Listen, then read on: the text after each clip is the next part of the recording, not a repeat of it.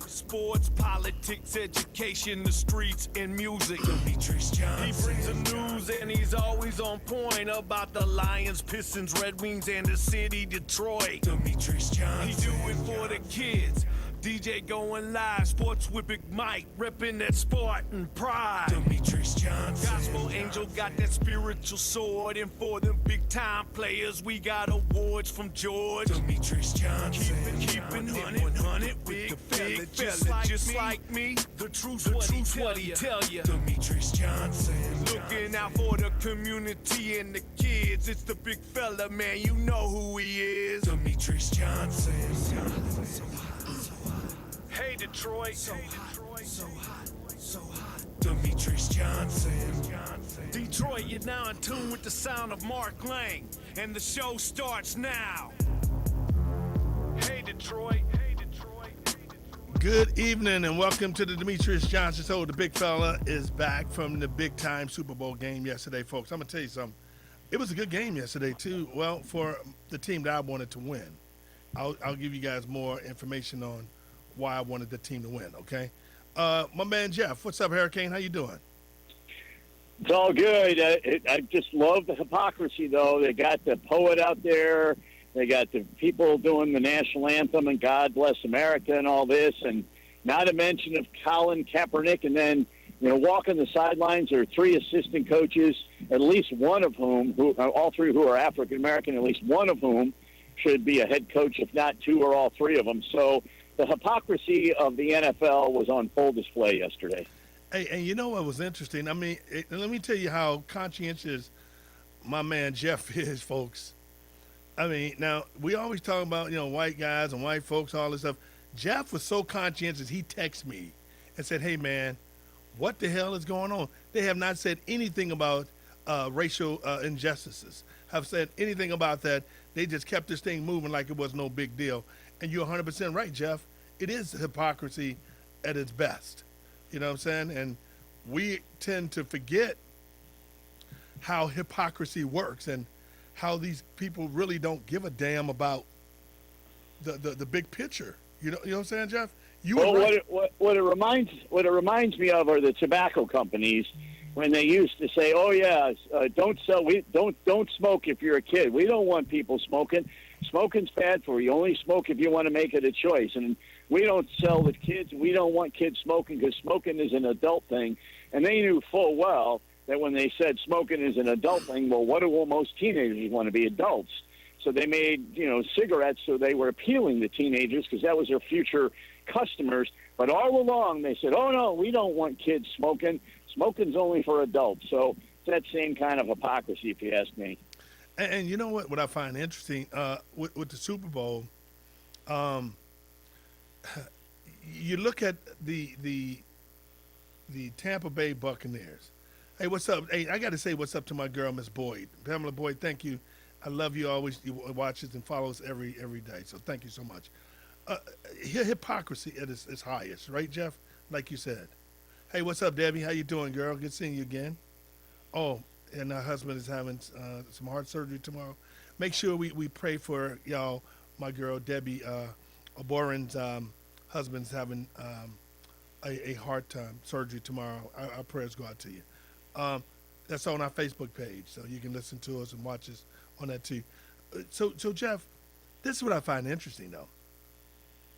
The Tampa Bay coach, Jeff, he has two women on his staff, assistant coaches, and he have a lot of black assistant coaches.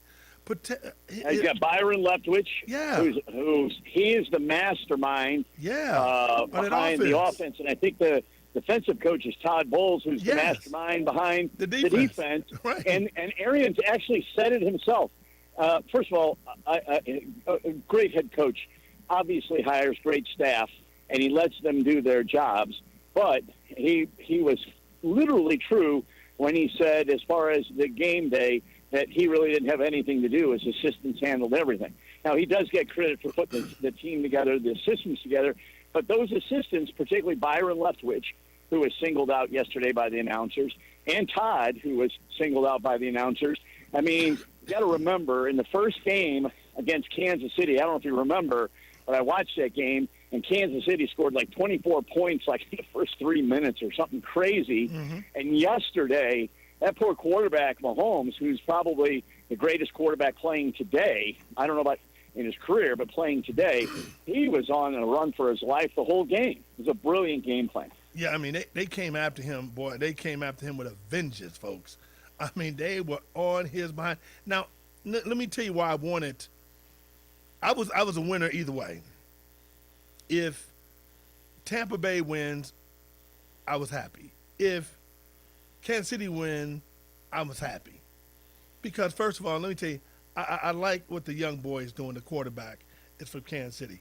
I mean, he's playing lights out, right? I mean, he's playing at another level. But now when you look at the Tampa Bay team, I'm just tired of the head coach.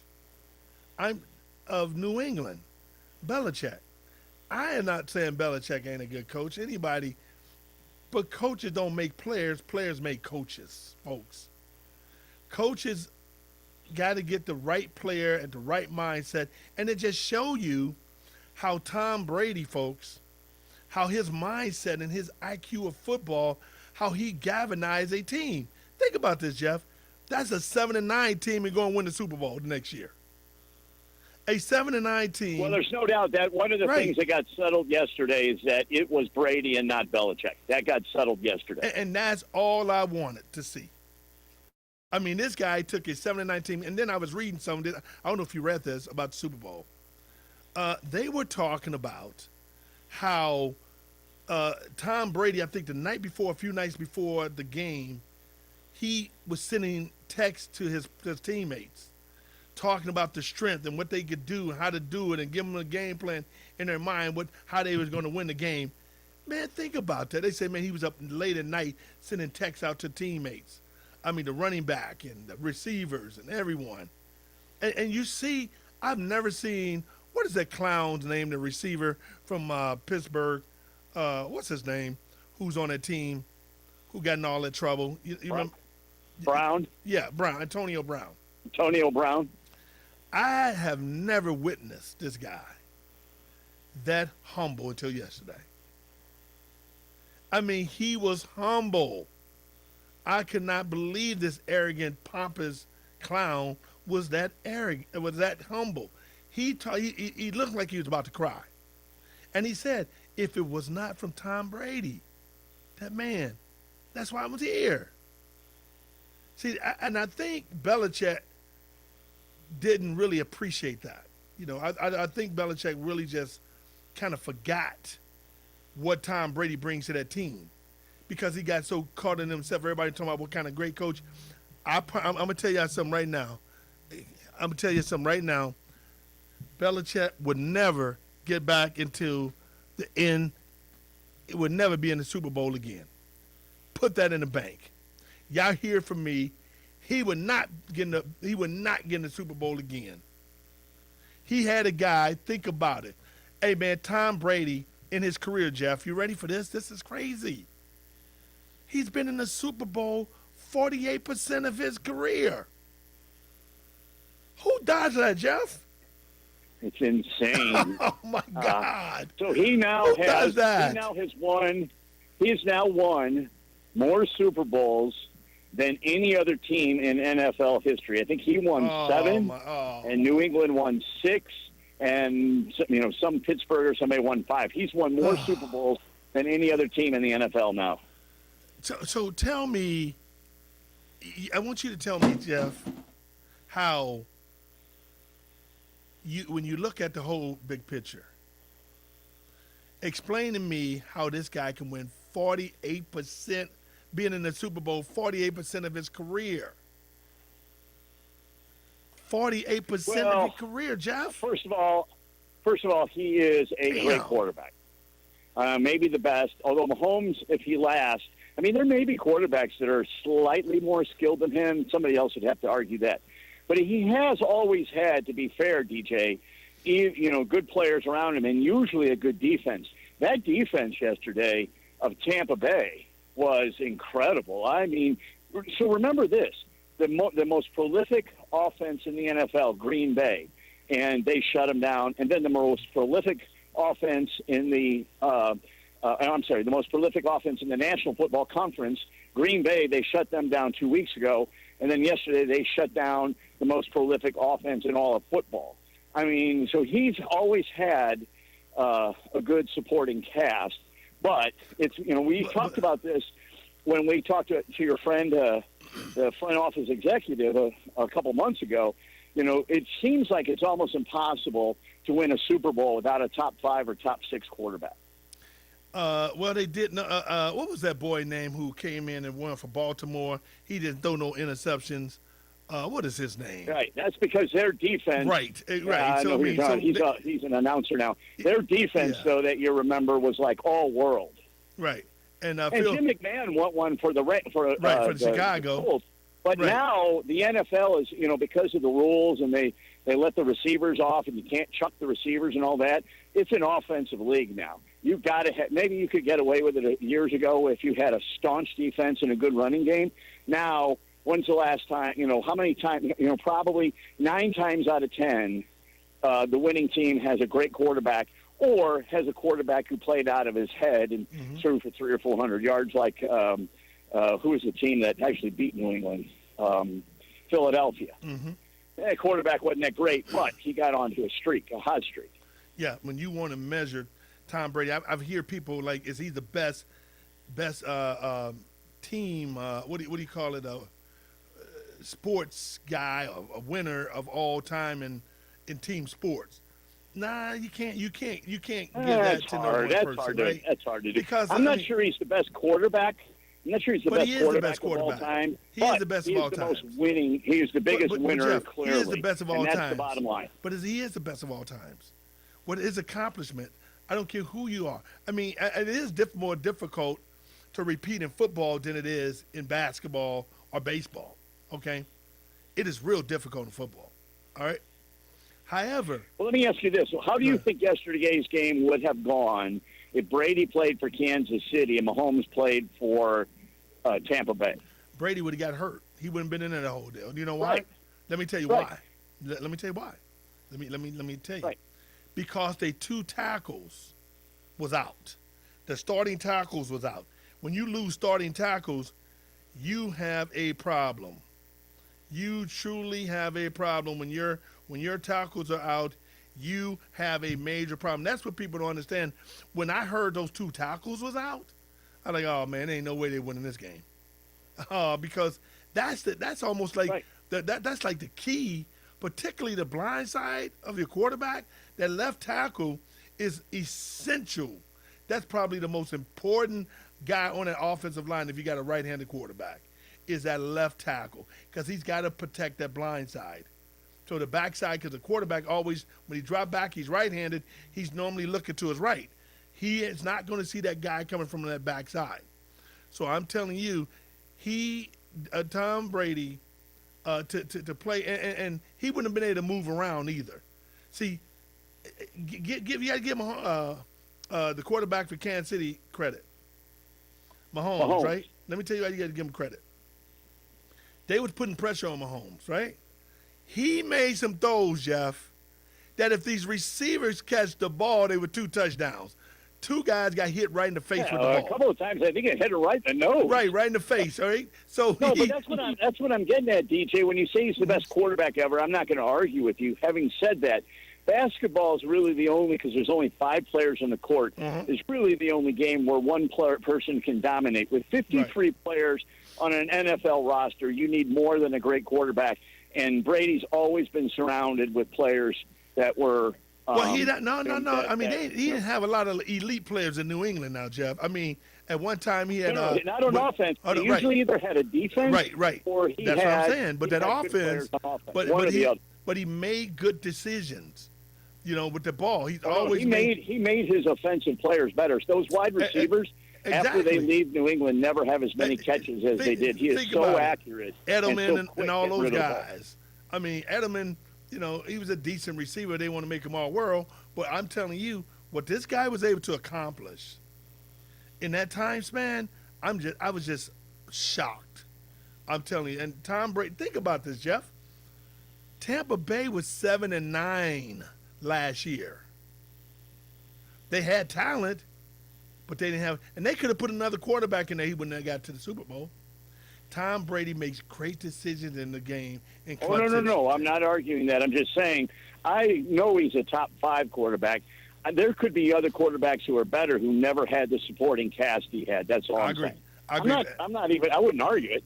Right. Now, let me ask you this to change the subject slightly. What did you think about the Matthew Stafford trade with Los Angeles? Well, I think that was a great trade for Los Angeles because, Matthew Stafford was ready to get out. He still got a couple years left in him, strong years. So I think Matthew Stafford is going to do pretty good with Los Angeles. And, and he's a different kind of than Jared Goff. Jared Goff got paid a boatload of freaking money, to do that. But Detroit gets some good picks for it. So it works out for Detroit, to do that. Hopefully, we're supposed to be joined by my man Wayne Fonts after our break. Hopefully, we're going to get the old coach from the Lions on, my old coach Wayne Fonts on. But I'm telling you, I like that trade. I think it's going to work out for both teams. Jared Goff needed a new life. Needed to get out of L.A. Paid him a lot of money, so there was a lot of pressure on him getting all that money paid to him like that, and he wasn't performing at that consistent level. But let me just show you how the NFL is so unstable. They just paid this guy a lot of money, right? He was in the Super Bowl last year. Now he's traded. That just shows you how volatile and fluid this daggone NFL is. It's right, not for long. It is a not for long league. Yeah, but who was that quarterback from Jacksonville who took him to the playoffs 2 years ago, and now he's like Kansas City's third-string quarterback? What's his name? He was Yeah, I forgot the guy's name. I'll have to look it up. But it happens in the NFL because certain teams are only playing to win. They're not in, and it just seems like there are quarterbacks who can have that one big year, then they get paid, and then they kind of revert to form or they fall back to the average or whatever you want to call it. But guess it's hard to be good every year. Hey Jeff, but guess who's cashing in on that? 2 Mizzou grads. You got your boy Chase Daniels. He's in Detroit as a backup, getting a $2-4 million, and this guy, and then they give Cam Newton $500,000 a contract in New England. Think about this now. I want you to hear how when we talk about just the racism and the disparity, how it is with black players. Chase Daniels probably have started. Listen what I'm about to tell you, folks. Who's y'all bag-up quarterback in Detroit? Chase Daniels out of the University of Missouri, average-ass quarterback at best, is making a few $1 million. This guy would have made probably over the last, since he's been in the league, he's been in the league, 7-8 years now, as a bag-up. He started once or twice his entire career out of 7, 8, 9 years in the league. Can you Google Chase Daniels for me? See how many years he's played. I'm telling you, this guy is a bag-up, right? Cam Newton, who was the NFL Player of the Year, Offensive Player of the Year, went to a Super Bowl, goes to New England and get a $500,000 guaranteed contract. With incentives, probably gave him $1 million. Think about the disparity. That's a joke. It is a joke. I will say this: Chase Daniel has made, I bet you he's made $30-40 million, and maybe he's won 1 or 2 games, if that. It's crazy how well he's done in the NFL, and it's perplexing to me. I don't get it. He's played. And the other guy you're talking about backed up Brady. Right. Went to Mizzou. He was a first-round draft choice. Now you got Galbert, who just got a ring. Gabbert, yeah. Just got a ring. Them 2 guys are bums, and they getting rings. He's getting a ring. Chase Daniels went in the league 2009. Okay, let me do 2009, 10, 11, 12, 13, 14, 15, 16, 17, 18, 19, 20. Damn. Chase Daniels been in there like 10, 12 years? Oh, my God. $25-30 million. Damn. And I tell you what, though, Oh. he'll play till 50 because he's probably never been sacked. Oh, my God. He's probably never been hit in a game. Oh, my God. But he's a short white boy, about 5'2". The big fella, Demetrious Johnson, the Hurricane, coming back. Hopefully we have my man Wayne Fonts right back.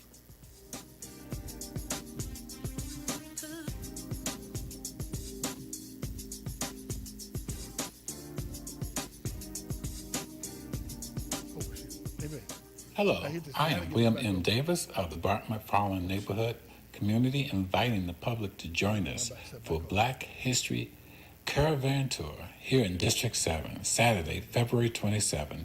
Meet us, 12 noon at Wyoming and West Chicago. For more information, 313-444-6705. Need to make a same-day delivery anywhere in the nearby southeastern Michigan area? Have no fear. Zoom Today Deliveries has you covered. Zoom Today Deliveries is Metro Detroit's go-to same-day courier service. Medical prescriptions, legal documents.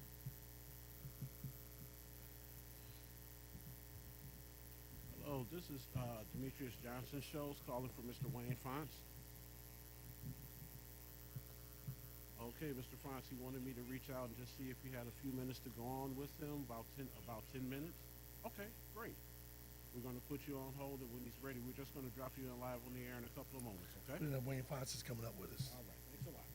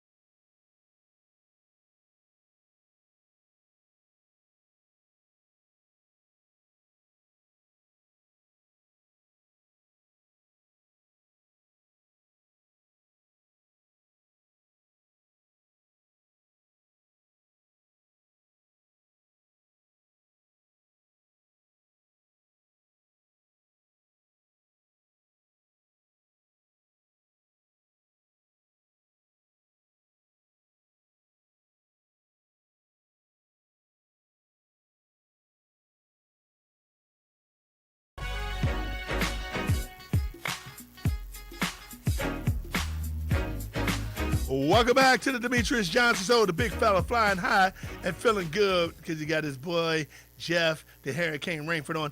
Hey, man, now I'm honored to bring back to Detroit, the city of Detroit. This was my man when I played in Detroit. I love this dude. He's one of the best coaches they've ever had. My man, the big-time coach, Wayne Fonts. What up, Coach Fonts? DJ, you know what? You didn't listen to me.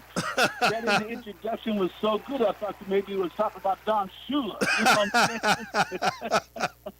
I know that's right. Oh, God. Hey, man. It's great to hear from you, man. Hey, Coach, welcome back to the Motor City, man. How you feel being back in Detroit, Coach? Listen, I'm doing a TV or radio show or anything in Detroit. I always bring back tremendous memories. And when I left Detroit, people thought maybe I was bitter when I left. But I never was. Mr. Ford treated me so super, and the fans were great, other than the ones that ran me out of town, DJ. But it was the years I spent there where they were outstanding. And I always tell people when I left Tampa Bay to go to Detroit, I remember you were the first people that I met in there, and you were my secondary coach, and I liked you immediately because not only were you a good person, DJ, and I'm not saying this because we're on your TV or radio show, whatever it might be, you were class and you were very intelligent. And I needed to bring in this new defense, and I needed someone that would think like me in the secondary, and I found it in you. And it made my job a lot easier. And I always believed, DJ, that players win. And I thought that I was surrounded as my career went on and on and on. I appreciated every player that played for me. And to this day, I appreciate you and the guys at Chile and all the guys who are on that football team, because if Wayne Fonts had any success in his life, you guys started it for me, and I'll never forget it, and I appreciate it. We're talking to the former head football coach from the Detroit Lions, Wayne Fonts. My coach. This is my coach. I'm claiming this is my coach, y'all. So y'all can understand this is my guy. Coach, First guy I had it. Yeah. My same members, you and I, DJ. Hey, Coach, I remember, man. I remember some of the things we used to do in the game, man. I used to call the game, man. You was probably one of the most brilliant defensive play callers I've ever been around. That would call a defense and make people put us right in position to make a play. I appreciate it. Remember sometimes when you would come off field, I said, DJ, why did you make that call? Yeah. Hey, Coach. You said, Coach, I made it because that's what you would want me to do. Hey, Coach, I remember you came over to me. You said, why did you make that call? I was like, Coach, I thought this was something you would want me to call. Okay, you looked at me, just shook your head and walked away. Like, okay, all right. Yeah, you know why? Because I always said, don't let the offense come out and decide what you're going to look like on defense. Offense comes off they go on the field, they audibilize. So I taught you, remember, DJ, to audibilize to our guys in the defense, and our defense was usually pretty good in Detroit. Yeah, we were really good, Coach. Let me, before we get down to talking about the game yesterday, what do you miss most about coaching? I think it's the people that I was associated with, guys like you, players. I could go on and name guys that I was able to coach in my career, and I'm very, very fortunate. And I want people to understand this.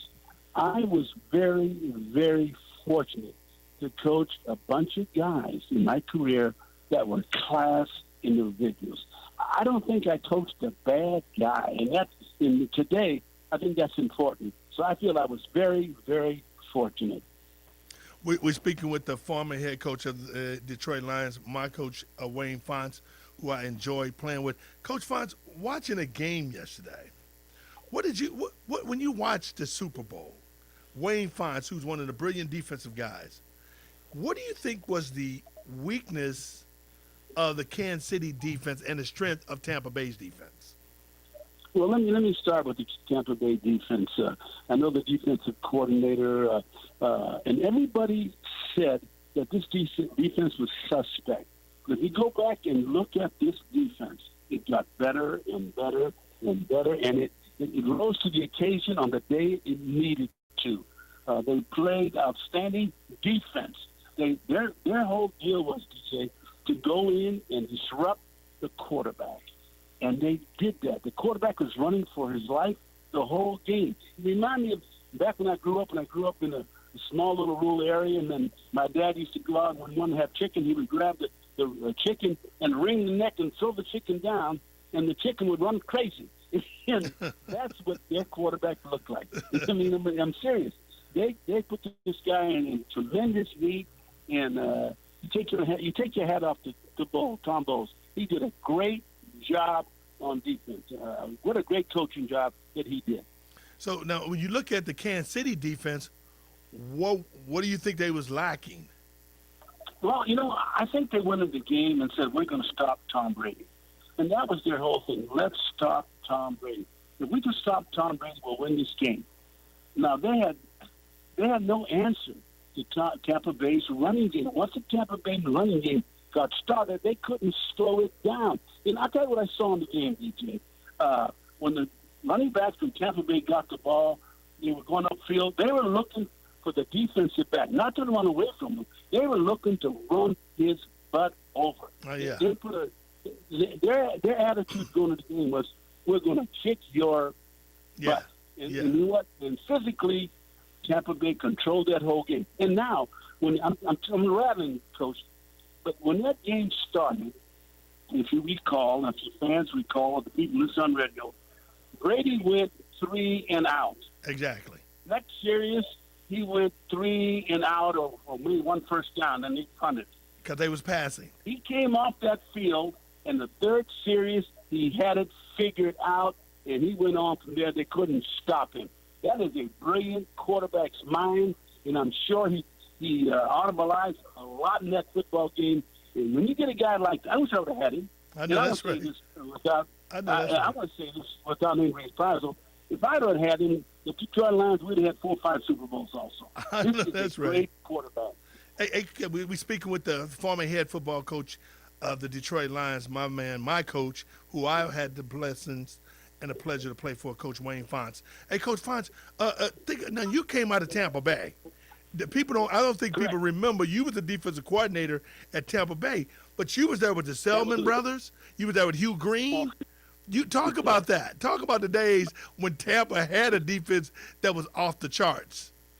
You know what, and you know what, they called themselves, they wanted to be called renegades because they were guys that loved getting after people's behind. We played a lot of zone. We played cover 2 zone, of course. Yes. And I'm sure you know all about cover Yes. 2. And they played a lot of zone, and they were hoping you caught a short pass in front of them like you did, just to tattoo the guy when he caught it.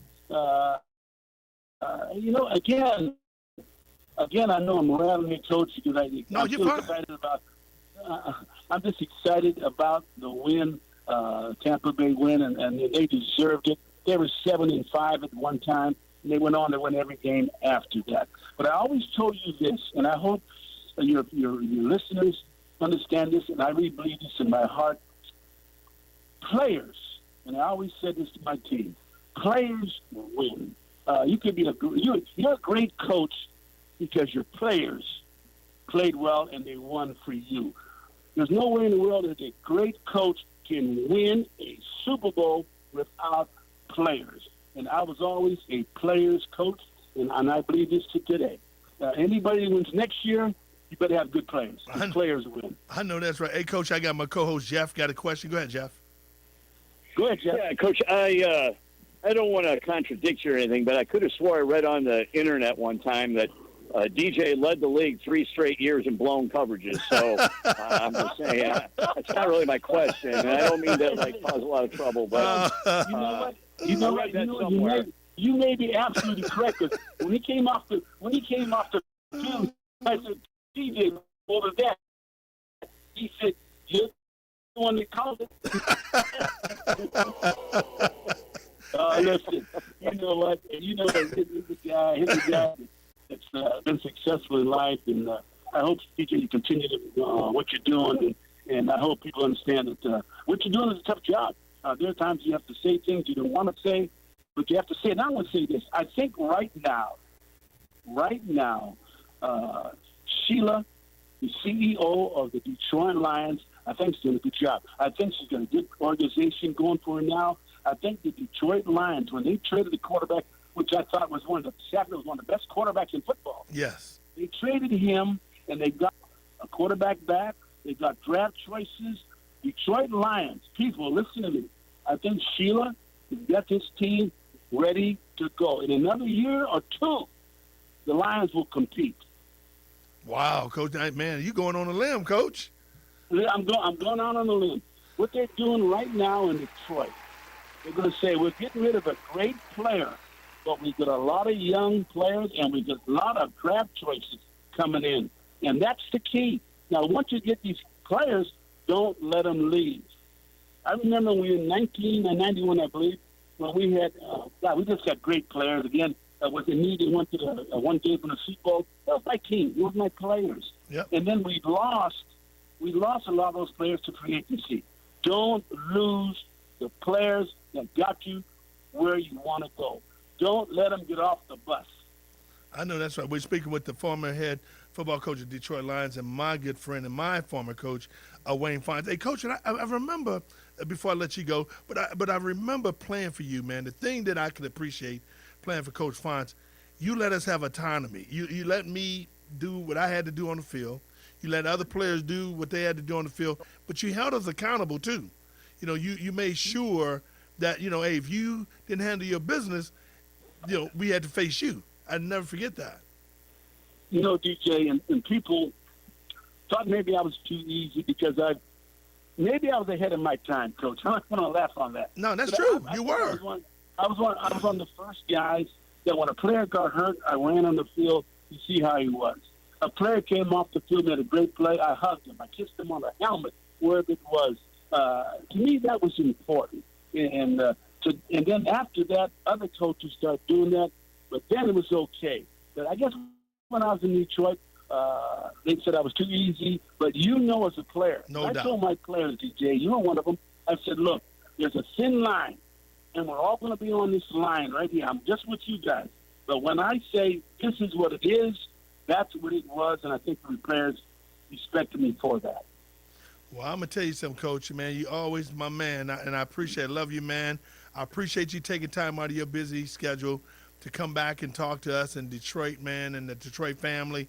And I love you, man. You was a great inspiration to me. You was a good coach, and you taught me a lot, man. You made me become the man I am today. DJ, I appreciate you. I love you. You know that.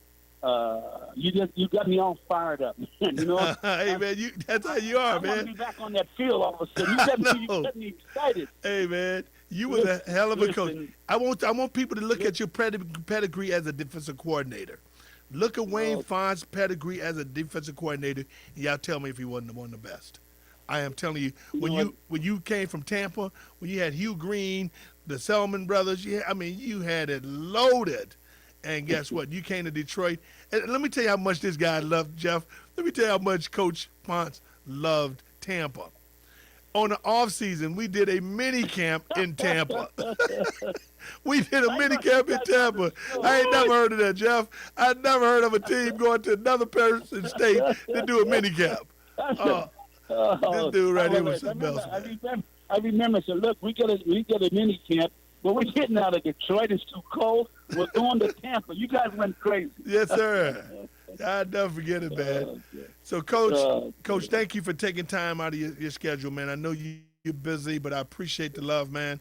And let's make sure we stay in touch, Coach. Thank you for everything, Coach. Okay, if this goes anywhere, make sure that you remember I loved you and I loved all the guys that played for me.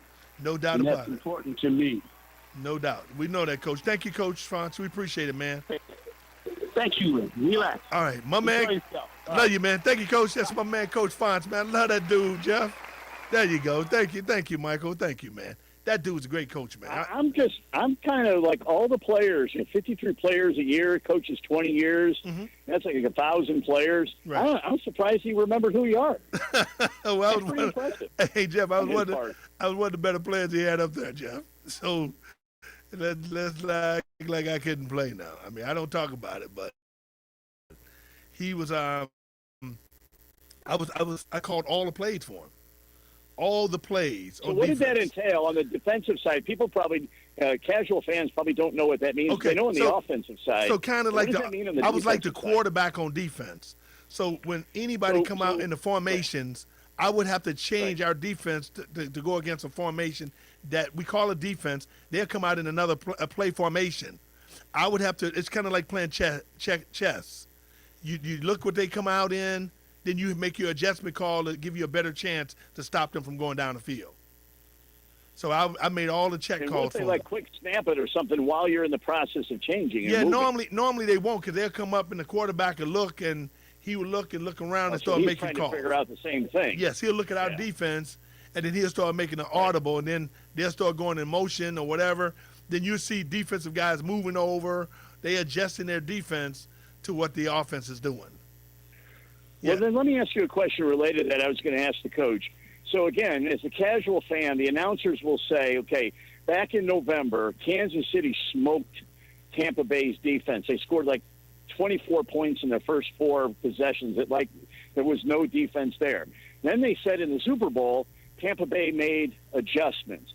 I got 2 questions. One is, what do they mean by adjustments? And 2, why didn't the offense anticipate that the defense would make adjustments and make their own adjustments? Well, because, first of all, the offense, if you beat that defense last time playing against them, right, you're going to say, okay, this is how we beat them last time. We're going to do these same things, and we're going to add some things to it, right? But the defense would say, this is how they exploited our weaknesses over here. So we're going to make our adjustment and not be in that defense when they call it out that play. So when they come out in the formation, you may have ran a cover 2 last time when they came out in that formation. This time when they come out in the formation, you'll run a cover 3 or a cover 4. So you'll make your adjustment accordingly to what you see. So that's what they're talking about. Yeah, they came with a different game plan. Yeah, because the last game plan didn't work. It's kind of like in politics that you are in, right? When you ran a race and you saw some things that you didn't do, you did not that well the last time in the race, you make an adjustment. Well, we did that last time, it didn't work. We're going to make the adjustments on this race and do some things differently when we go out and canvass the community or get literature out. We're going to attack it this way. That's all it is. I mean, it's just like everyday life, man. You just make an adjustment. So he was brilliant. What do you think they did differently on Tyreek Hill? Because in the first game, he had 225 yards, like in the first quarter or something, and yesterday he had barely a whisper. That's crazy difference. Well, what he did the last game, Jeff, they went had single coverage on him. So the first game, they going one-on-one, man-on-man, thinking that you can run with him. Didn't know how explosive he was until you knew he ran a good time, but you just don't know how fast these guys are until you get up there on him. And those cornerbacks, the first time they played him, he was running by him. You know, this time what they did, they said, okay, we're not going to single our corners on you by himself. We're going to put the safety over top two. We're going to put two guys on you. We're going to take you out of the game and make somebody else beat us. That's what they did. They took him out of the game and made somebody else beat him, and nobody else could beat him. So that's the adjustment. That along with that ferocious fourth, and then they did the pass rush mostly with just four guys. They didn't have to blitz like crazy. Exactly, because once again the two tackles was hurt, Jeff. Right. Those tackles hurt, man. That hurt your team because you're getting pressure from the outside. Those DNs coming on the outside can move, man. You know what I'm saying? And sometimes you got to go up against that linebacker, that outside linebacker who's coming from that corner shooting. Man, that's hard. You got to be very athletic to be on those corners. That is the anchor of that offense, those tackles. The anchor of your offensive line are the two big tackles. They got to be good, and they got to be able to move. And if they can't move, you got a problem. So I am telling you, he did a great job making adjustments. It's kind of like anything in the world. In your political race, when y'all ran your races, Jeff, you guys made adjustments of what you did last time. We can do this better this time. Same way in football, but it just happened so fast. That's the difference. Yeah, no, that's part of it. The other part, though, I don't understand is why the offense would not anticipate that they're going to do something different. Like if I were the offensive coordinator for Kansas City, I'd be like, okay, if you were the defensive coordinator for Tampa Bay, what would you do? And he'd say, I would double up on Tyreek Hill and that tight end guy. And then you got to figure out how to counter that. Yeah, that's true. So the offensive guy, okay, to answer your question, Jeff, they did make some play. They did make some adjustments, okay? But he didn't have enough time in that pocket to let the adjustment play out. They tried to throw quick passes. They tried to make quick passes. They tried to, run the ball. It was things they just could not do because that defense was so good from Tampa that was beating up on that offensive line badly. They had no running lanes. They had no passing lanes. No receivers were getting open. That's because he didn't have the time to settle in that pocket and let those receivers, get open. I mean, that's what happened in that game. And I tell you, it was a great game. And once again, I was really disappointed, guys. I was disappointed when when now, and think about this in this game, and I'm gonna go there. You got the head coach, Andy Reid, who's coaching at Kansas City. His son, that day before, a couple days before, in an accident, and had an accident and got some young kid, in critical condition. Day by day with this kid. Okay. This guy, his son, has had a history of problems. His son, when they talked about him, see, we didn't know those stories, the back room on it, Jeff. We didn't know the background on it. But what happened? They said his son. This is what they said on TV, was in trouble, got arrested for pulling a gun out on somebody. I mean, his son has had a track record of having problems, and it sounds like the son also was drinking. Now, think about this, Jeff. Yep. How many coaches, an assistant coach would get a job if they were drunk, pulling a gun on somebody, being arrested? It ain't gonna happen. Well, that one's a little different because the only reason he had a job was because he was Andy Reid's son. None of the other teams would have hired this guy. But that's what I'm saying. So Andy Reid is responsible for putting him on that staff. And Jeff, you know what? I knew when I found out that went down, they wasn't ready. You knew that was a hell of a distraction. Think about it. That was one hell of a distraction. So you used to play. So if a coach who wasn't your, does that distract you if he's not your coach? First of all, if I'm the head, if it's my son of the head coach, you know what I'm saying? You can see the mood. Jeff, it's time when you went into your political office in the city with the mayor. It was times that something happened personally that you can feel the vibe and it would throw everybody off. You know what I'm saying? You know that. The mindset, the spirit, the atmosphere, those things happen. Those things totally happen all the time. No, that makes sense. So Andy Reid is freaked out, spooked, and scared, and has regrets and everything about what his son has done. So he's distracted, and he's depressed, and he's anxious, and he's the lead guy, and it kind of permeates down. Think about it. I mean, his mind wasn't even in that game. You can look at how he was moving, and you can see he started talking about the incident afterwards. He started talking about the incident with his son, and he said, "Well, this little girl, she's in very dire, need, dire straits. We don't know what's going to happen. I pray for that family." That's after the Super Bowl, Jeff. So imagine what he's doing. That's still his son. When it's all said and done, that's his son that can go to jail if this kid die. How it affect that family. Well, there's all kinds of emotions. You're obviously feeling terrible for the little girl. Yeah. You're feeling terrible for her Exactly. family.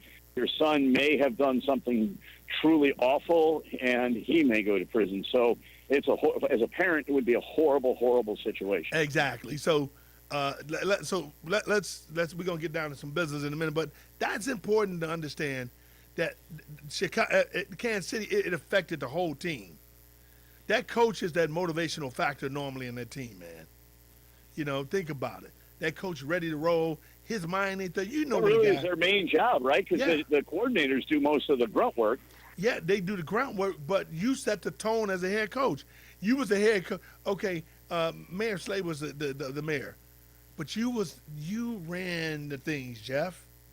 You set the tone. Yeah, I was like the offensive and defensive coordinator, but he was the guy who motivated, who set the tone, Exactly. who was the public face, all that stuff. Exactly. So if he ain't flowing, you ain't gonna be flowing. Right. That No, it vibe, makes sense. That vibe ain't there. Let's get down to talk about what happened in St. Louis. I know people been reading about it all over the news. It was on CNN and all over. I think it was this past Saturday. The Justice Center, which is you can tell what the Justice Center is, a jail in St. Louis.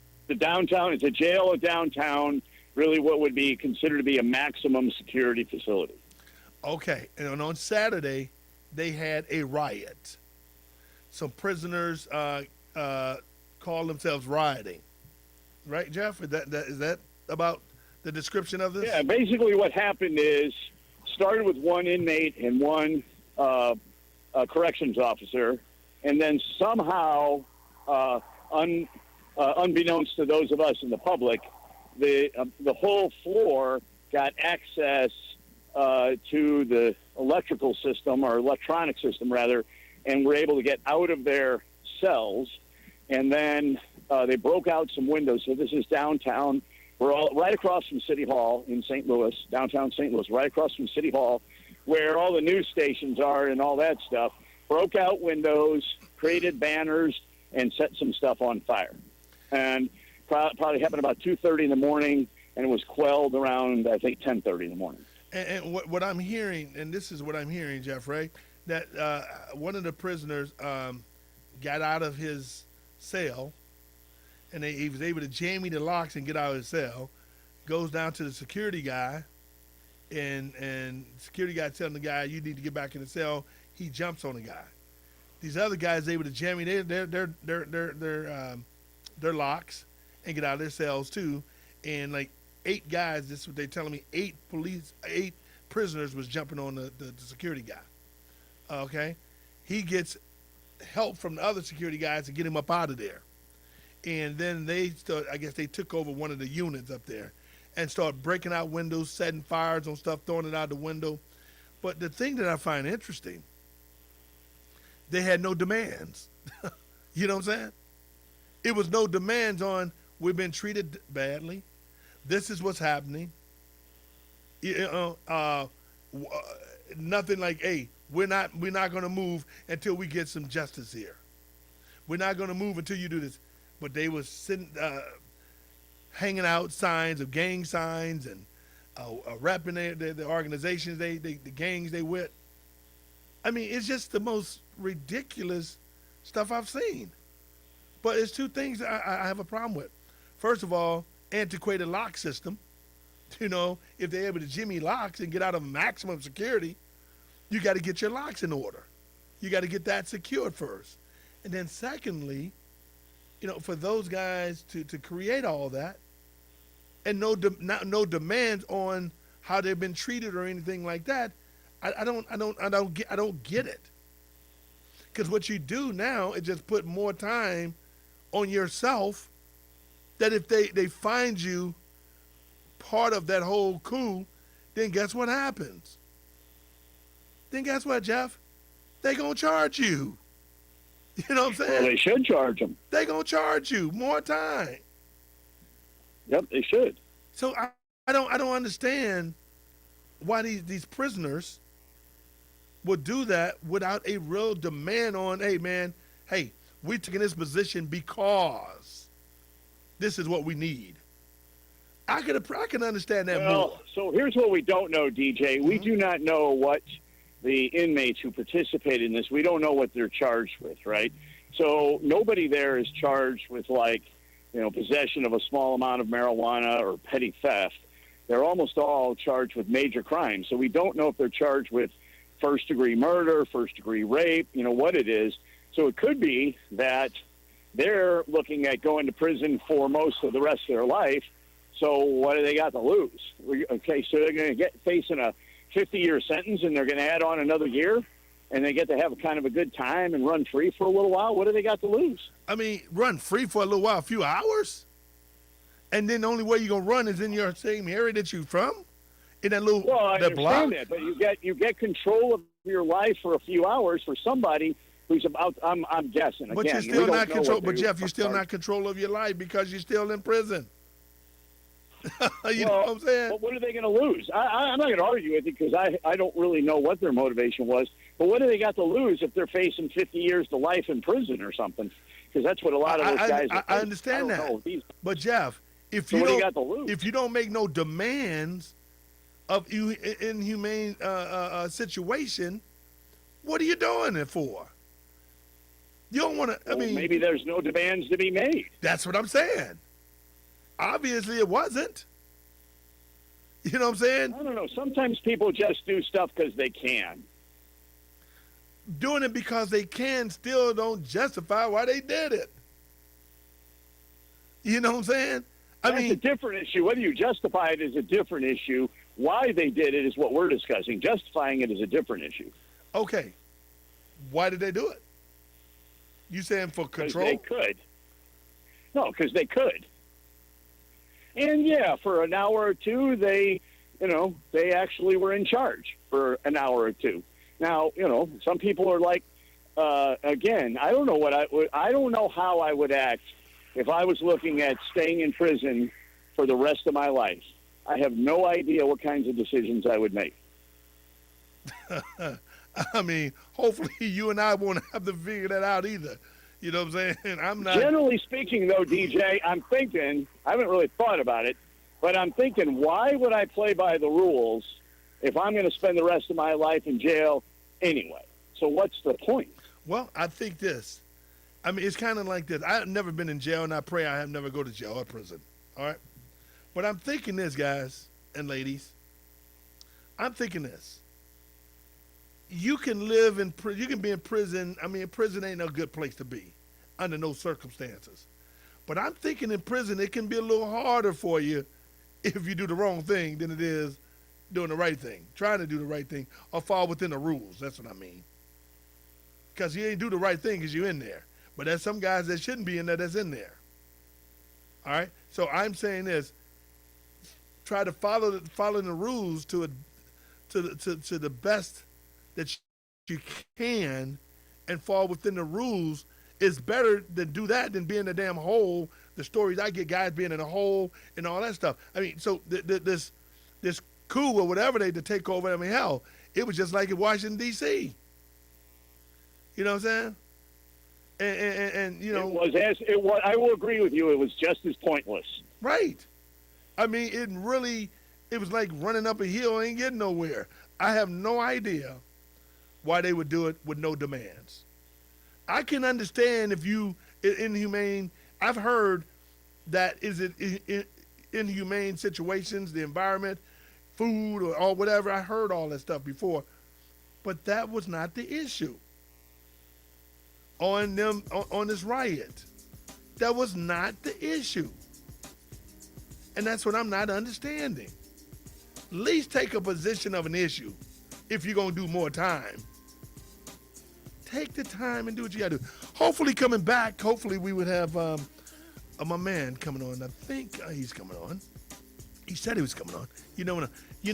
Ali that was in the Lunatics with Nelly.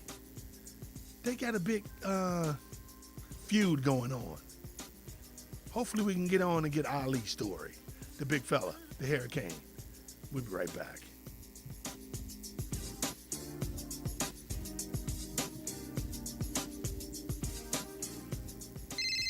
Shady Auto Sales, how can I help you? I need a car today, but I'm letting you know right now, my credit is not that good. I'm not sure. I'll need a blood sample, 20 credit references, wait 2 weeks, then you do the hokey pokey, and What? you turn... That is ridiculous. I'm calling A.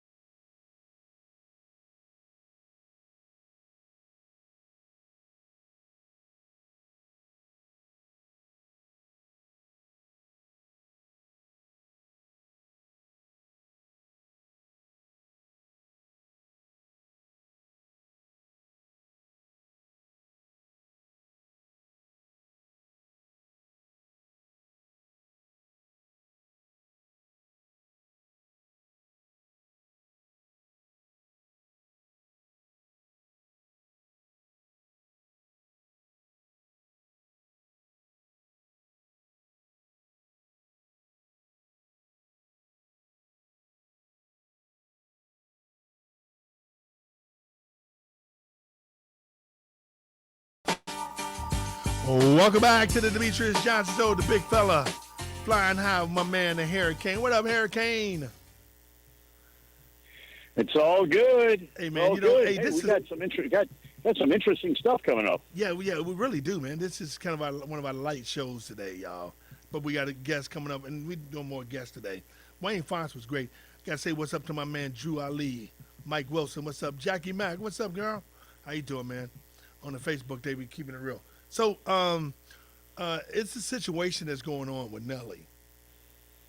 You know Nelly, the St. Louis native, the rap guy. So, I have no idea what it's all about. But it's gotten real nasty, folks. And Ali is was one of the lunatics with Nelly and the Lunatics. What's up, Rodney Hubbard? My man Hubbard. What's up, Rodney? Was one of our guys. Rodney was my man. Rodney used to be a co-host with us, so he's watching on Facebook. So Jeff, I want to see if we can get him on. Hopefully he'll call in. Michael, let me know when we get him. And I'd like to hear this conversation. Should be a very interesting conversation to hear what's going on with that whole dynamic, Jeff. I mean, very interesting thing. And then, Jackie Mack said Nelly. He said he's saying Nelly owes him money. Wow, I have no idea, Jeff. I just hope that me and you and the Hurricane and my man like Rodney Hubbard, if we all was doing something together, I hope we don't get into that kind of situation where we fight one another. You know what I'm saying? Because it just it can happen. Hey, DJ, I got him. okay. Well, you know what? I'm happy. Hey, Jeff, here we go, man. Let's go ahead and do it. Let's bring in my man. Cool. Let's bring my man in, Ali. What up, Ali? How you doing, man? I'm doing good. I just clicked in on Yeah, I got you. Can you hear me? Yeah, I got you. Okay. Yeah. Just Am go I ahead. on? Make sure you mute Hold on, your. make sure my- Yeah, make sure you mute that for me. Yeah. There you go. There you go. How you doing, man? Hold on. Make sure it's muted, sweetie. Yeah, you're gonna get a delay from me. You're gonna get a little delay. Just make sure your mic is mute for me. It's muted. Yeah. So it's muted, right? Yeah, you muted? Yep. So I can Okay. So why can I still hear him through that? You can hear me from your headset. Hear me from your headset. Don't worry about the computer. Right. Okay. See, hey guys, we got him on our Zoom too. So if you want to you want to see Ali personally, you can see him personally on our Facebook page and all that good stuff. But he's also talking to us from his device on his phone. Ali, how you doing, man? Good. I'm trying to make sure I'm. Let me get on. Let me get it together. Yeah. It's like a versus battle. You got me? Because we live on the now. You know we live on the radio while you're doing that, right? Yeah. Okay. And you're gonna there's gonna be a delay. It's gonna be a delay on both of them. So you're gonna be a little delay on me. So you can hear me? Yeah, we can hear you. Okay. All right. So how you doing, man? I'm good. I'm great. What is going on with I've been reading stuff in the news and all people saying things about you and Nelly and what's going on with this whole situation. I mean, you guys, the Lunatics was one of the most popular. Nelly and the Lunatics were one of the most popular groups in the country, and now it's like you guys are going to war with one another. What is going on? And I know Nelly has said some things about you, and we're going to get that stuff played. What's going on with that, man? Well, I had said some things at first, and then he replied with an interview, and then I just started to address the interview at that point, just like the points that I felt that he talked about. He talked about everything that was what he talked about was 90% true. Yeah, it was just that one little 10% that was the very kind of spin at the end that kind of would change the narrative a lot, though, if you just change that little part. You know what I'm saying? So I had to go back and just kind of clear that up. But what's actually going on is that it's just something that's been brewing for a while. We haven't talked for it'll be a year in, I'd say, April or something like that. So we're getting close to a year. You know what I'm saying? So it's been a minute since we talked. It's just it's been brewing for a while. Just how I feel. I don't know.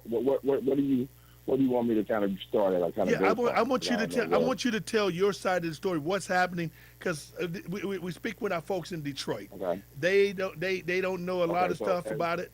I want you to tell the whole country what's going on and get this your platform to tell your side of the story. What's going on with you and Nelly and the Lunatics? Go ahead.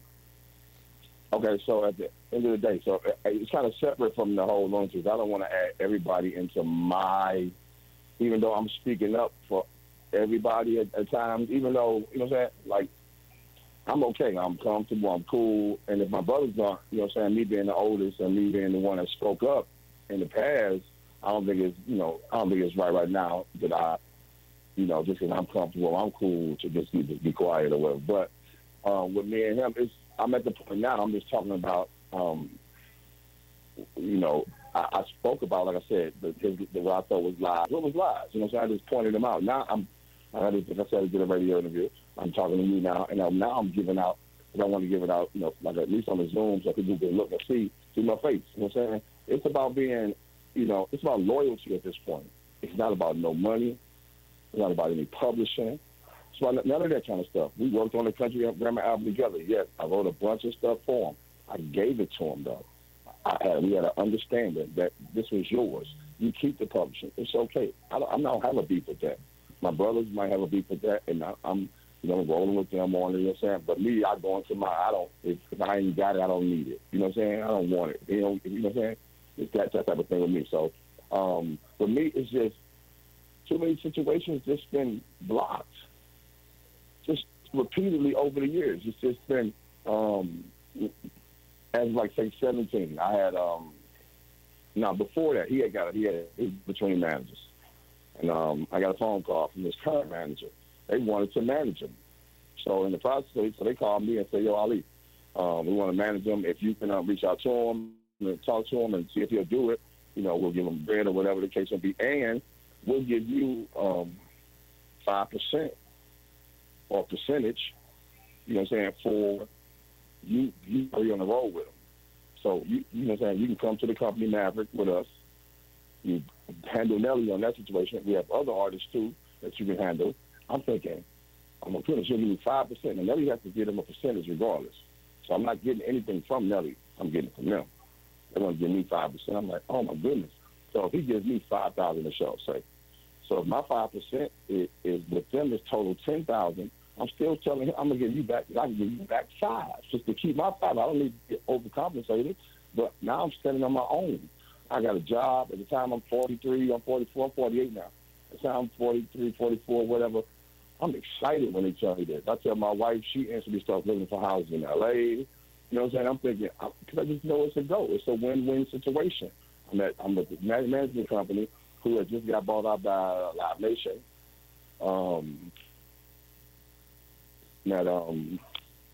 Spotify Records. So I got ties with label. It's like, oh, this is dope. I'm in there. So where I'm thinking, what can go wrong? And long story short, he took the deal with them.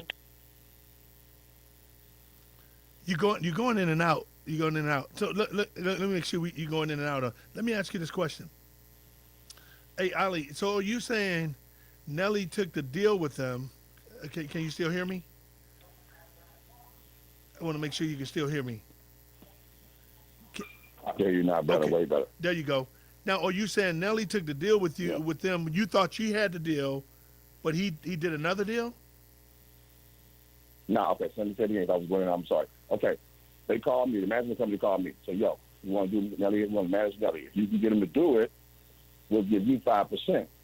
Now, Nelly's got to give them a 5%, but he got to give them a percentage of what he gets. They're going to give me 5 back to me for being on the road with him already. So if they need to talk to him or get me to talk to him about a situation, because sometimes he don't want to do certain things, and it's okay. You know what I'm saying? So they called me and said, yo, talk to him if he wanted to see if he can do this, that, and the other. So they told me, yo, we'll do that. Then now you're with the company, so you can manage a certain artist over here. You can bring an artist. You're hooked up. So I'm excited because, I got a job offer. You know what I'm saying? To where they were bought out. The company Maverick was bought out by Live Nation. So and also one of the managers who brought me on, he's at Spotify. So I'm thinking, I got a management position. You know what I'm saying? I got a Live Nation, a touring company, and I got Spotify. Oh my goodness, it's a label. It's a dream job. I'm telling Nelly, yo, if you give me $5,000 per show, if what my percentage of the 5% comes to be, I'm telling him, you ain't got to pay me no more for shows because I'm getting this percentage from over him or from over there. So, gotcha. So you can keep yours. You got to give them their money regardless. You can keep yours. They're going to give me 5. So since my percentage would have been $10,000, I'll give you back 5. So you can take the extra. I just want my original $5 I was gonna get anyway. You ain't got to give it to me. They gonna give it to me. It's a win-win situation. I'm so excited. My wife, she interested in looking for houses in L.A. You know, saying because it's going down. What's gonna stop this from going down? It's a win-win situation. Long story short, Nelly takes the deal with them, with the management company. Yet he tells them, "Nah, but Ali cool. You ain't got to give him a job. He with me. He cool." Oh wow. Now, and I'm saying, hold on, bro. Now, on the interview he did, he's saying, now how long am I supposed to take care of him? You know what I'm saying? I'm supposed to give him an opportunity. It's up to him to, you know what I'm saying, to take advantage of it. I'm like, I had an opportunity. You knocked it down. So now, so all of this is me going through that type of thing. You knocked that down. There's an opportunity for me you knocked down, and you told me, you told him, it's cool, he with me. Now, keep in mind now, we were in the dressing room in 2016, 17, or something, 18, or something like that. And we're doing our little thing, you know, if you had 3 wishes, what would you wish for, type of thing. You know how you do that, okay. I said, I would wish for an unlimited debit card. If I lose it, I get to snap my fingers and get nothing, okay. Everybody's saying, I wish for health, I wish for this, I wish for that. Nelly's 3 wishes, his first wish was that nobody else can have no wishes. Huh? Hold on. Time out. His first wish was that none of you guys can have a wish. No. His first wish was that nobody can have a wish. But him. Nobody can have no more wishes. But him. So I'm like, wow. So what if the genie gets shot right after you wish that?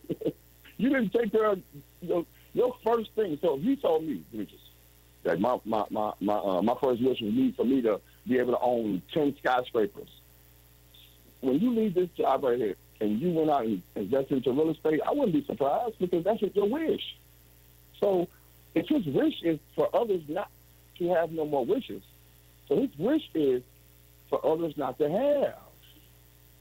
But you know what I'm saying? So, but let me ask you this question, Ali.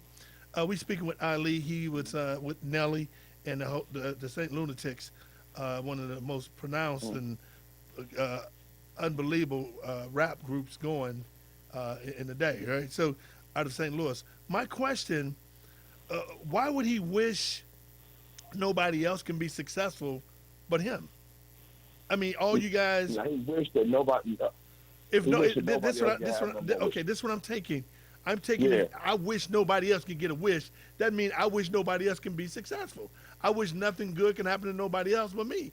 Why would that be a mindset when you guys were working together and doing well together? I just don't know. I don't know, but I know. Let me add this part in there too. The important part was that when he said that, I went, man, and he went, "Oh no, you good, Lee? You with me?" You know what I'm saying? So it's still, he won't teach a man how to fish. Now, me personally, I taught him how to fish in this music game. Not as a hustler, he's already a hustler. And not as a personal man, whatever I'm saying. And this music game, I taught him how to fish. So I don't need you to teach me how to fish. You my man, because in this interview, he was my man. If I'm your man, that's my man. Okay, my man, if I don't want your fishing pole. I don't want anything. I just want to fish, but you got on and bought the lake. Now, you control the lake now. So now we can't fish. You just reaching in there, grabbing fish out, handing us fish.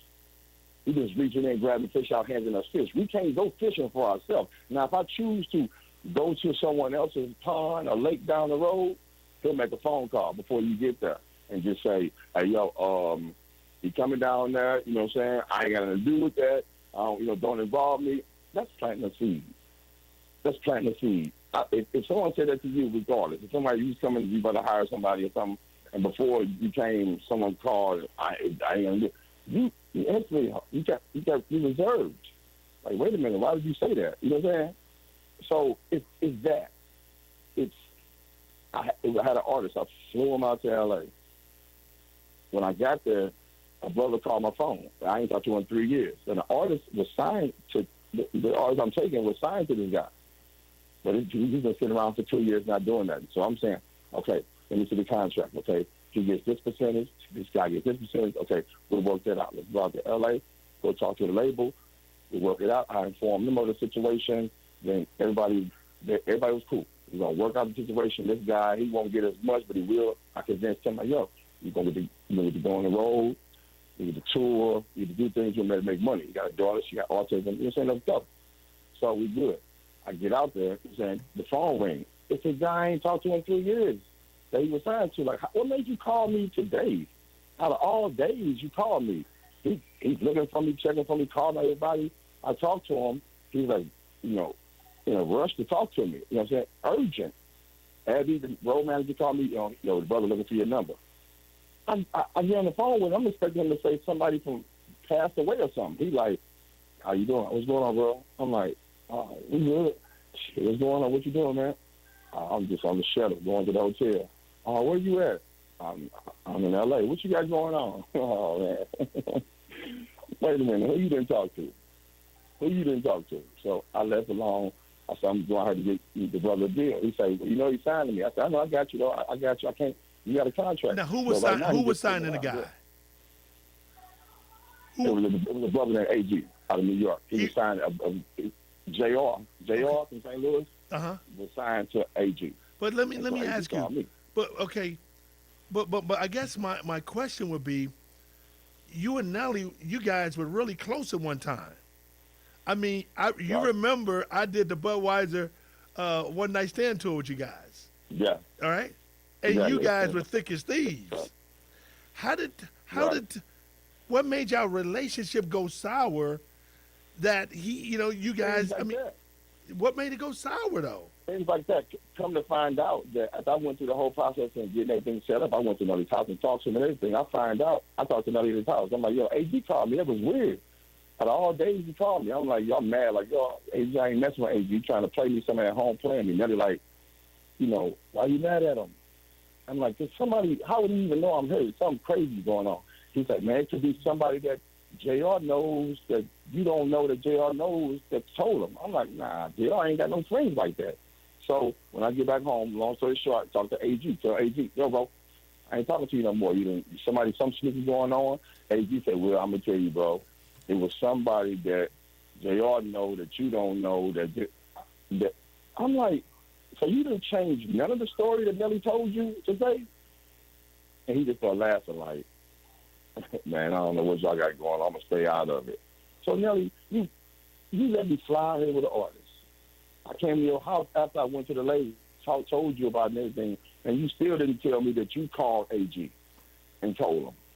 So, why are you doing this to me? You my man. Okay, let me ask you a question. Okay. We're speaking with Ali. He's did we say you was with the St. Lunatics? Do I say that, or do I say you was? I'm talking about so people can. So people can know who you were. You know who you are. Because we're in Detroit talking. So you guys in Detroit and throughout the country remember Nelly and the St. Lunatics. Ali was part of the St. Lunatics with Nelly, and it's been some rumblings going on between these two guys. Hey, Michael, back in the studio, do you have that video audio of what a conversation Nelly had? Yeah, I got that queued up, but we right up against a hard break. Okay, well, what we're going to do, we're going to take a break, Ali. We're going to come back with a video, audio. I want you to hear this audio, what he said, and I want you to comment on it. Okay. And what we're going to try to do is keep it clean and close to the point so people know exactly what you're saying, so we have no misunderstanding about what's going on. And I appreciate you being on. The big fella, Demetrious Johnson, Hurricane. We with Ali. He was formerly the St. Lunatics and Nelly. Oh, you right? Formerly.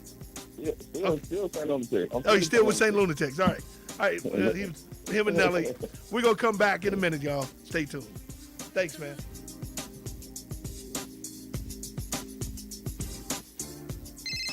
Shady Auto Sales, how can I help you?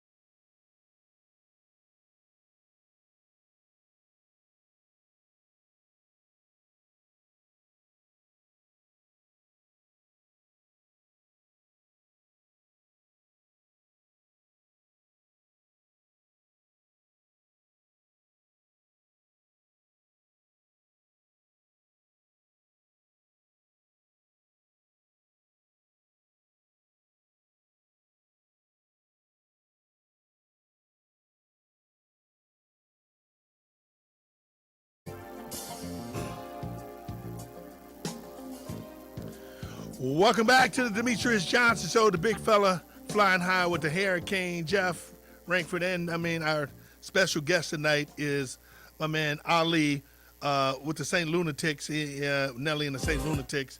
They were together for a long time and made some great music and had a great career in this industry. We're talking about a situation that's going on that Nelly and Ali is now on different pages, and what you're trying to do is just set the record straight from Ali's standpoint. That's what we're trying to do to make sure everybody could get their story out. You know, I don't have a dog in the fight nor a horse in the race, but what we're doing is just trying to get Ali that same opportunity that Nelly is getting on other stations to get his word out. So that's why we took time out today, folks. That's why I'm not taking any calls tonight.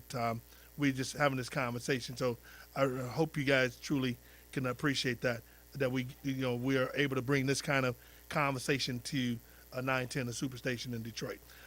So Ali, let's do this. Hey, Michael, I want you to hear this this piece.